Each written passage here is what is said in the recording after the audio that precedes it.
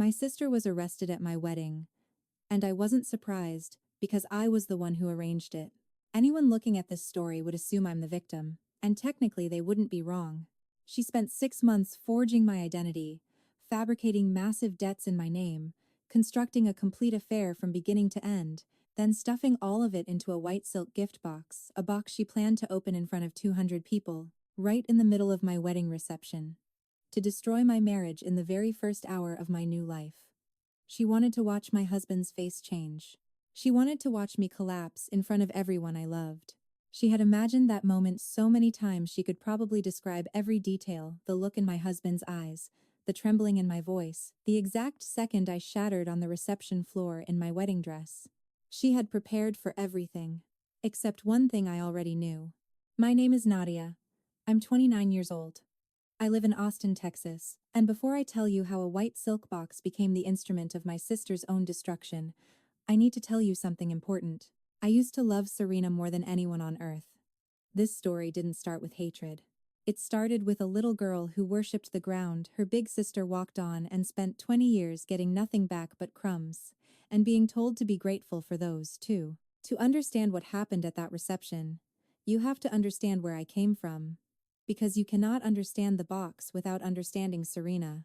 And you cannot understand Serena without understanding what it means to grow up in a family that has already chosen its favorite, not quietly, not accidentally, but completely and permanently, the way you choose a name for something you plan to keep forever. Serena was 3 years older than me. From the moment she arrived, she was the family's main event. My mother told Serena's birth story like a poem, the golden hair, the way the nurses kept coming back to the bassinet, the perfection of her from the very first hour. When I was old enough to ask about my own birth story, my mother would get a faraway look and say, "It was a long labor, Nadia. You were a difficult baby.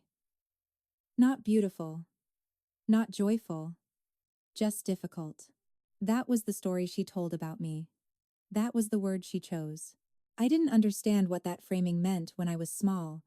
I just knew that Serena got more of everything, more tenderness, more room, more of my parents' eyes when she walked into a room. I thought that was just how families worked. I used to sneak into Serena's room and sit on her floor while she brushed her hair, just to be near her. She would let me stay sometimes, and she'd say things like, "Most big sisters lock their doors. You should be grateful I even let you in here." And I was. I thanked her. I was 8 years old, and I was grateful for a spot on the floor of someone else's room. Then came the moment I understood, even if I couldn't name it yet, exactly what kind of family I had been born into. I was 10. I had asked for a bicycle for my birthday. Nothing extravagant. A second-hand bike so I could ride to school with my friends. I asked for 4 months straight. My birthday came, there was cake, there were clothes, there was a new school backpack. No bike. My dad barely looked up from his newspaper. My mom said they were being careful with money that year. I swallowed it. I smiled. I thanked them. I was already learning that swallowing was the role I was supposed to play. 2 weeks later, a random Wednesday, Serena came home from school crying because she hadn't made the cheerleading squad. She threw her backpack across the entryway. She screamed that life wasn't fair. Both my parents rushed to her like a fire alarm had gone off. They held her. They promised her it would get better. And the next afternoon, there was a red convertible in the driveway. Used, but shining. A bow on the hood. "To cheer you up, princess," my dad said, dangling the keys. Serena had forgotten she was ever sad before she'd even touched the door handle. I stood on the porch and watched. I didn't get a bike for my birthday. She got a car for a bad Wednesday. I looked at my mom and said softly, "I thought we didn't have money for big gifts." And I watched her face change. Something cold moved through it. "Don't be jealous, Nadia," she said. "It's an ugly look. Your sister is going through something hard. You should be happy for her." She walked back inside. Jealous. That word became my cage. Every time I said something was unfair, I was jealous. Every time I wanted recognition for something I had achieved, I was jealous, or worse, trying to overshadow Serena. Every time I cried, I was too sensitive. Every time I pointed out a double standard, I was playing the victim. So I stopped pointing. I learned to shrink. I focused on my grades. I kept my room spotless. I cooked dinner when my mother was too tired from a day out with Serena. I told myself that if I was just good enough, just steady enough, just invisible enough, they would eventually see me. They never did. Honestly, if I could go back and sit beside that little girl on the porch, I would tell her one thing: it was never about you. Some families choose a favorite, and they never unchoose it. Not because the unchosen child is unworthy, but because it's easier.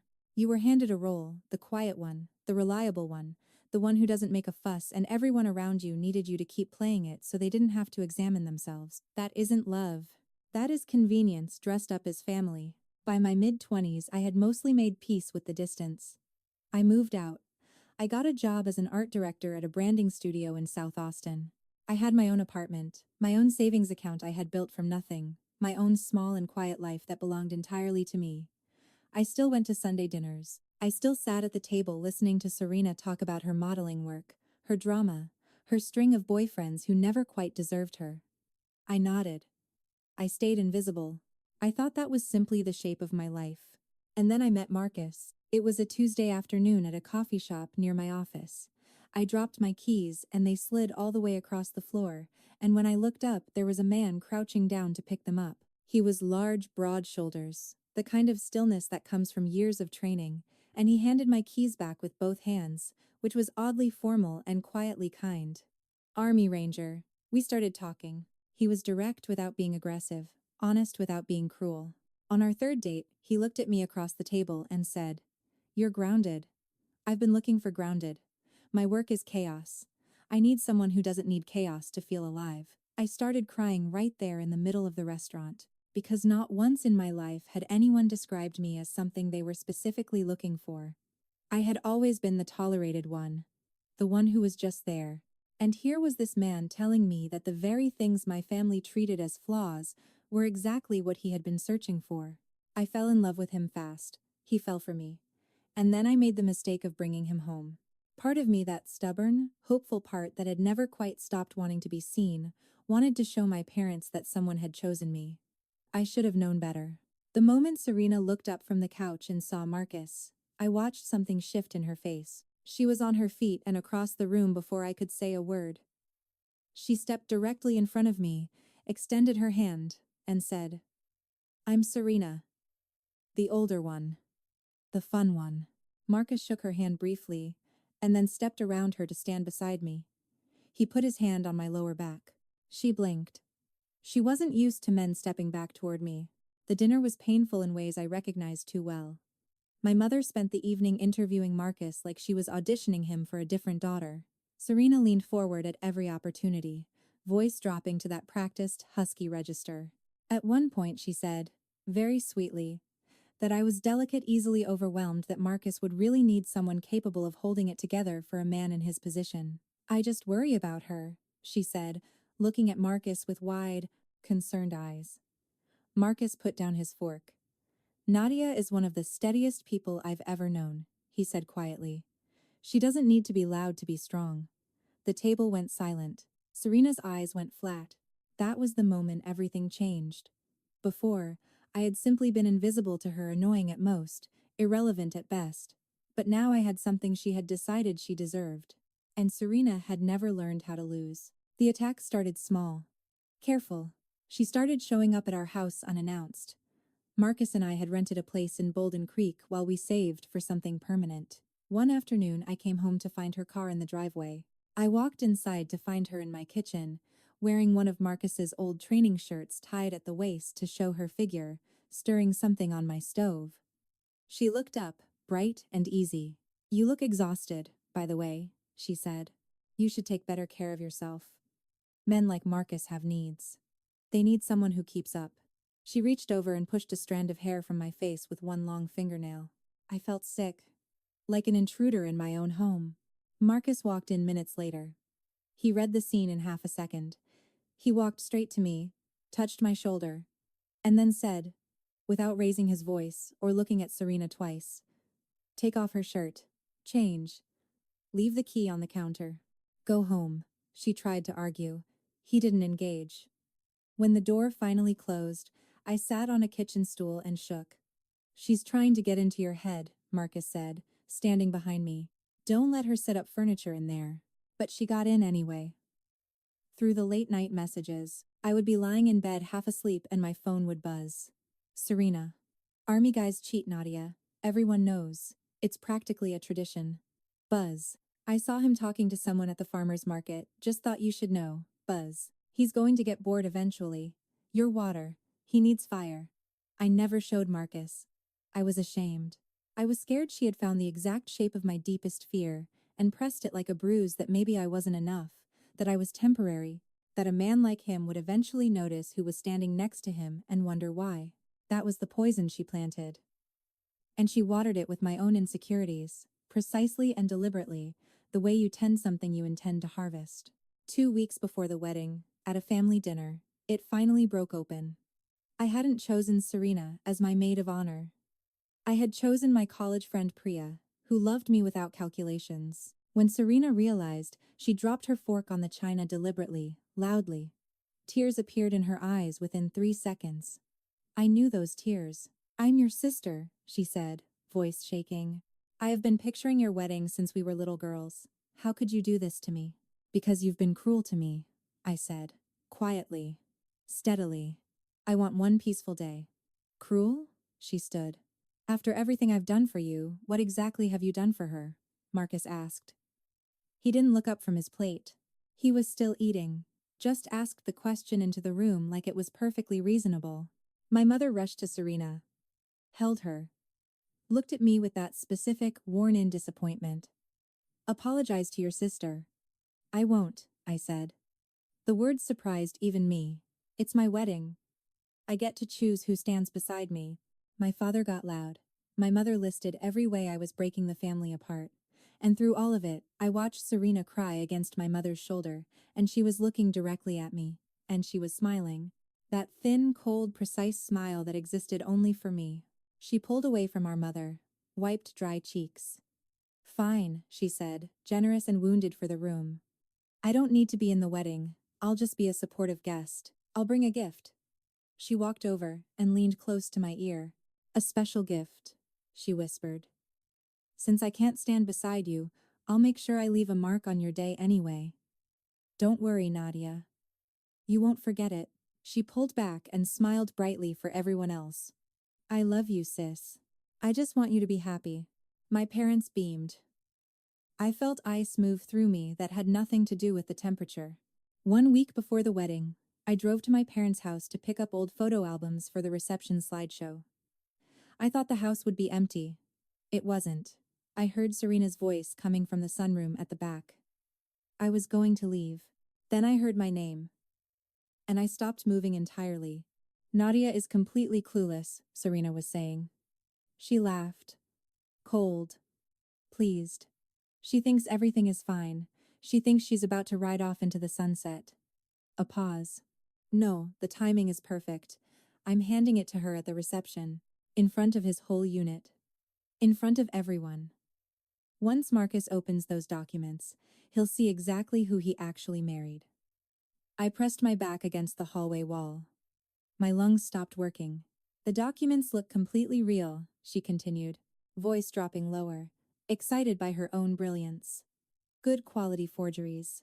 And the messages on the burner phone, they're perfect. I even planted location data, making it look like she was meeting her college ex at a hotel every Tuesday Marcus was on rotation. My knees went weak. I put one hand on the wall to stay upright. This wasn't jealousy. This wasn't a difficult sister acting out. This was a coordinated, funded, months-long criminal plan. She had built a fake version of my life, designed with surgical precision to trigger every fear a soldier has about a partner left at home. Infidelity during deployment. Being used for benefits. Being deceived by the one person who was supposed to be safe. She wanted to destroy me. Completely. Permanently. In public. I heard her say she still needed to print the last batch of emails. I heard footsteps heading toward the kitchen. I slipped into the coat closet by the front door and held my breath until she passed. When the shower came on upstairs, I moved. Her laptop was open on the sunroom table. Next to it, a stack of papers and a cheap black smartphone. A burner.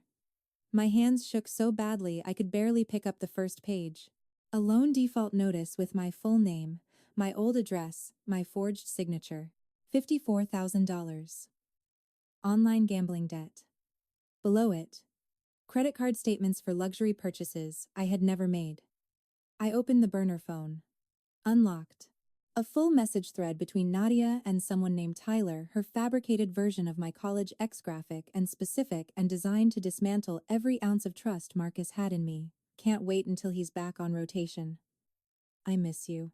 Just keep playing the role. Once we have the certificate, we're set. She had built a fake life for me from scratch. I took out my own phone. I photographed every document. I recorded a video scrolling through every message, letting the timestamps show. I screenshotted the laptop, a forgery website still open in the browser. I put everything back exactly as I found it, down to the angle of the burner phone.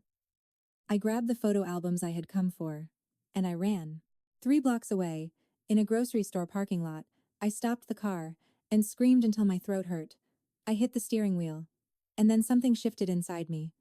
Not broke, cleared, like a fog burning off all at once. All those years of wondering if I was too sensitive, too needy, too quick to feel left out, all of it dissolving in one moment of absolute clarity. This was never about my flaws. It was never about my worth. I was looking at physical, photographed evidence that the person who had made me feel like a burden my entire life had been doing it deliberately and was now willing to commit crimes to make it permanent. I wiped my face, fixed my hair in the rearview mirror. My eyes looked different. Harder. Clearer. I put the car in drive. Marcus was in the garage when I got home. He read my face before I said a single word. He set down his tools and walked toward me. Come inside. Tell me everything. We sat at the kitchen table and I put my phone between us. I watched him scroll through every photograph in silence. He watched the video twice. He zoomed into the forgery website screenshot. Then he set the phone down with careful, deliberate precision and looked at me. The warmth in his eyes was still there, but behind it now was something else entirely. Focused. Still. The part of him trained to neutralize threats. She's bringing this to the reception, he said.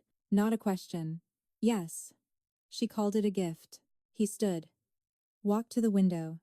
Stood there for a long time without speaking. Then, we don't cancel. We don't warn her. We let her walk straight into it. He made 3 phone calls. The first to Rhett, a private investigator, former intelligence analyst, meticulous and unreadable. Full background check on Serena. Bank records, proof of burner phone purchase. Digital forensics on the forgery site. The second to his attorney, Mr. Okafor fraud, identity theft, criminal impersonation, restraining order paperwork ready to file, police contact on standby. The third to his team leader, Deacon. I need everyone sharp Saturday. No drinks until I say so. Domestic threat. I'll brief you Friday. He hung up, looked at me across the kitchen. It's handled. And for the first time in 29 years, I felt something I didn't have an immediate name for. I felt, completely and solidly, like I was not fighting alone. The next few days I played my role. At the rehearsal dinner I wore a soft blush dress and kept my eyes low. Serena gave a toast. She raised her glass and said, smiling at the room, to Nadia and Marcus, marriage is built on total honesty. On really knowing the person you're standing next to. No secrets, right? She looked directly at me when she said it. Her eyes were glittering. She was drinking in what she thought was my fear. I gave her a small, wobbly smile. I let her have it. She had no idea that Rhett was recording her from 2 tables over. She had no idea that we already had the receipt tracing the burner phone purchase directly to her credit card. She had no idea that Mr. Okafor was sitting near the back, looking like a distant great-uncle, or that a police officer would be waiting at the venue in 36 hours. We had built a cage around her, and she was dancing right into the center of it. The night before the wedding, Marcus called me at midnight. Are you ready? He asked. I'm scared, I admitted. What if people believe her? Even for just a minute. What if your team looks at me differently before it's over? He was quiet. Then, the truth doesn't need your help to be true. Tomorrow you don't have to fight. You just have to stand still and let her reveal herself. I lay in the dark after we hung up. I thought about the white silk box. I thought about the version of me that would have reached for it, the version that had been shrinking since she was 10 years old, grateful for a spot on the floor of someone else's room. That version wasn't coming to this wedding. She had died in a sunroom the week before, listening to the sound of her own sister's laughter. The ceremony was beautiful. Marcus's hands warm and steady in mine. The words I meant with everything I had. And then the reception, a converted warehouse in East Austin dressed with string lights and wooden tables, 200 people who had come to celebrate something real. My parents were there, luminous in their performance of Happy Family. And Serena, in a deep burgundy dress, deliberately bright, cut too precisely. She worked the room all evening like a contract. Table to table, touching arms, whispering. I knew exactly what she was doing. Laying groundwork. Planting seeds of, I hope Nadia's really ready for this into conversations she wouldn't have to finish later. Every time she looked at me from across the room, she smiled. Slow. Certain. She thought I was the mouse. And she was the trap. She had no idea the trap had been set for her. Marcus held my hand under the tablecloth during dinner. She's checked her bag 4 times in the last 10 minutes, he said quietly, not looking at her. She's getting close. I glanced at the large table near the wall. Deacon and 5 others in formal jackets, laughing, talking, completely relaxed on the surface. Eyes moving constantly. Scanning the room. To anyone else, they looked like regular guests enjoying an open bar. To me, they looked like a wall I could finally stand behind. The speeches came. Priya's toast made half the room cry. The best man got 2 laughs and 1 groan. And then the DJ said, "And now, a special presentation from the bride's sister." Everyone turned. Serena rose from her seat. She reached into the large tote bag near her chair and lifted out the box. White silk. Silver ribbon. She carried it across the dance floor with both hands, like something sacred, like something she had every right to carry. She walked slowly, deliberately, savoring every step. She stopped directly in front of me. Her eyes were shining with something that was not joy. "Nadia," she said into the microphone, voice trembling with manufactured emotion. "I know it hasn't always been easy between us, but I believe in truth. I believe marriage without total honesty isn't a real marriage at all." She extended the box toward me with both hands. "Open it. I think Marcus should see this too." My hands moved forward. My fingers touched the silk. "Don't." Marcus was already standing, one motion chair back, body moving, placing himself between me and the box. He loomed over Serena. 6 feet 3 inches of complete, controlled stillness. She stepped back and pulled the box to her chest. "Excuse me, you brought a weapon to our wedding," Marcus said. Quiet, even, absolutely terrifying in its calm. At the back of the room, the tuxedo table stood up. All 6 of them, at the exact same moment. Chairs pushed back in silence. They didn't rush forward. They simply stood, turned, and faced the head table. And the room understood at some bone-deep level that something was happening that had been prepared for long before tonight. Someone gasped. The whispering started. My mother's voice from somewhere. "Marcus, what is this?" "It's just a gift." He didn't look at her. "Deacon." Deacon walked forward from the back of the room with that specific, unhurried calm that comes from operating in conditions of actual consequence. He walked directly to Serena. She tried to hold the box against her chest. He took it gently, completely, with no drama, and set it on the head table. "Open it," Marcus said. Deacon pulled the silver ribbon. Let it fall to the floor. Lifted the lid. The room went so silent you could hear the string lights buzzing. He reached in. Pulled out the stack of documents. His voice carried to every corner of the room. Loan default notice. Issued to Nadia Vasquez. Amount owed, $54,000. Reason online gambling debt. My mother made a sound. My father pushed halfway out of his chair. Serena stepped forward and turned to the nearest tables, the ones who didn't yet know what was coming, and said, loudly enough to land, "You see, she's been hiding this. He deserves to know who he actually married." She looked at Marcus with wide, pained eyes, performing the martyr one final time. "I'm sorry. I didn't want to do this. But I had to protect you." One beat of silence. One single breath. "Let's look at everything in the box," Marcus said. Rhett walked up from the bar. He connected the burner phone to a tablet with a short cable, tapped the screen twice, and spoke in the dry, professional voice of someone who does not need to perform composure. This device was purchased at a Walgreens on South Congress Avenue. Date of purchase: September 14th. The credit card used for that purchase. He looked up. He looked directly at Serena. Belongs to Serena Cho. The room shifted. You could feel it, the confusion beginning to turn, slowly, into something heavier. Serena's face went white. That someone used my card. I was hacked. The loan documents, Rhett continued, picking up the paper Deacon had read, reference a financial institution called Coastal Meridian Trust. That institution does not exist. The document template was downloaded from a website offering forged financial records. The IP address that accessed that site matches the Wi-Fi network registered to your home address. His voice was dry and clear, and it reached every corner of that room. Your home address, Marcus said, not a question. Serena looked around the room, searching for exits, for allies, for someone to step in and redirect this, finding nothing. This is a setup, she said, but her voice had lost its certainty. It was cracking at the edges. She put him up to this. She manipulated him into her name, Marcus said, very quietly, is Nadia. And you spent 6 months forging her identity, fabricating her debts, inventing an affair, planting false evidence, and carrying it into her wedding to destroy her marriage in front of everyone who loves her. He looked at the documents on the table. Then he looked back at her. You didn't bring a gift, you brought a confession. Something broke in Serena then. I watched the surface give way. She doesn't deserve you, Serena said, and now her voice was raw and real and ugly in its honesty. She has never deserved anything. She's always been nothing, small and invisible and plain, and I watched you choose her, over and over, and she is nothing. She is still that little girl on the porch. She will always be the girl on the porch. I was trying to save you from the worst mistake of your— She stopped herself. Too late. The girl on the porch. I had never told anyone that memory.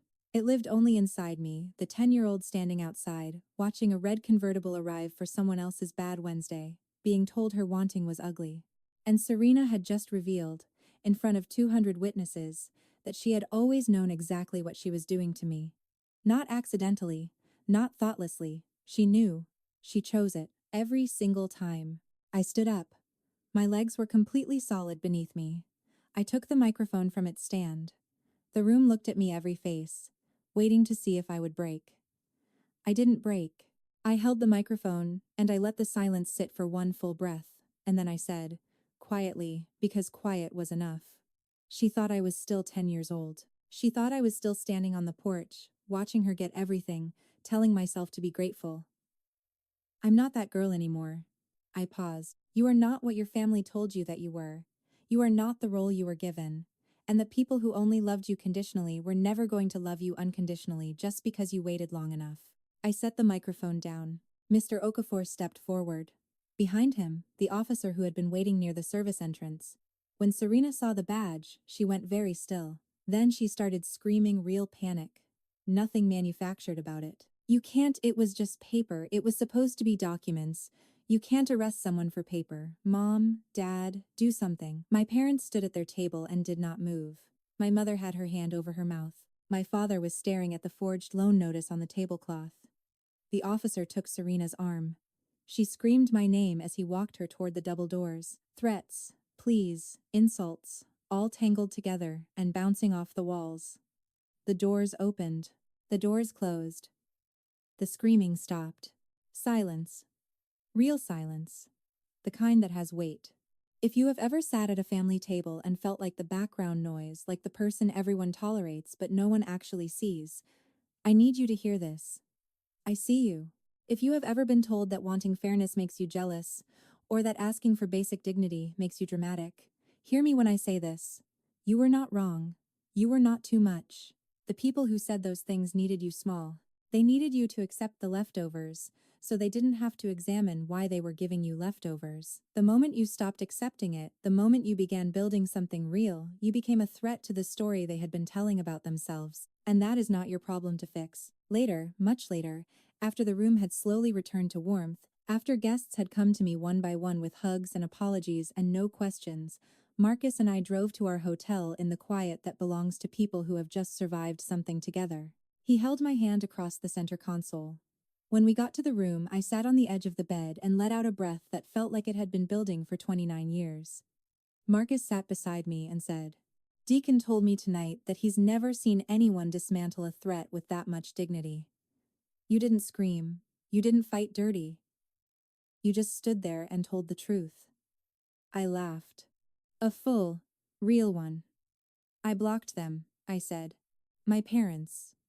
On the way up in the elevator, he looked at me. "Both?" "Both." He nodded. Not with surprise, with respect. That felt better than anything I could have been given in a box. Here is what I keep coming back to. Serena didn't hate me because I was unlovable. She hated me because I had finally stopped performing smallness. She looked at Marcus choosing me steadily, daily, without hesitation, and felt something she had never felt in her entire charmed, favored life. She felt overlooked. She had one experience of the thing I had lived with for 29 years, and it broke her.